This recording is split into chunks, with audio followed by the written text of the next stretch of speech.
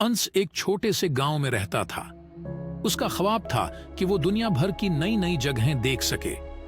एक दिन जब वो अपने खेत में काम कर रहा था, उसे एक पुरानी सेहरअंगेज किताब मिली।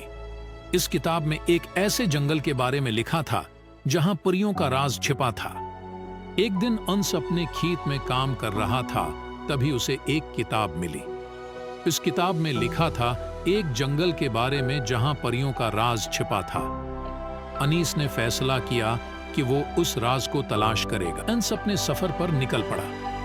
रास्ते में उसे बहुत मुश्किलात आए, लेकिन उसने हिम्मत नहीं हारी।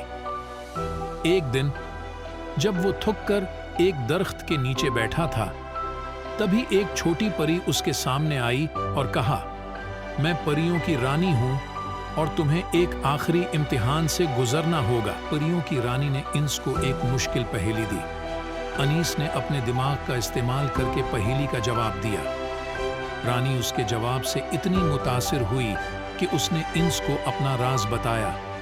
परियों का राज था एक जादुई झूला जो ख्वाबों को हकीकत बना सकता था। इंस ने उस जादुई झूले पर बैठकर अपने ख्वाबों की दुनिया में उड़ान भरी। उसने नए देश देखे, नए लोगों से मिला और अपनी जिंदगी का हर लम्हा जिया।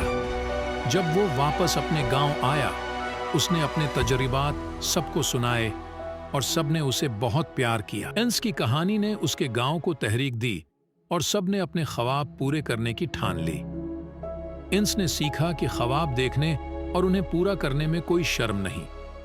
इसकी कहानी दुनिया भर में मशहूर हो गई और उसका गांव भी एक तहरीक मकाम बन गया।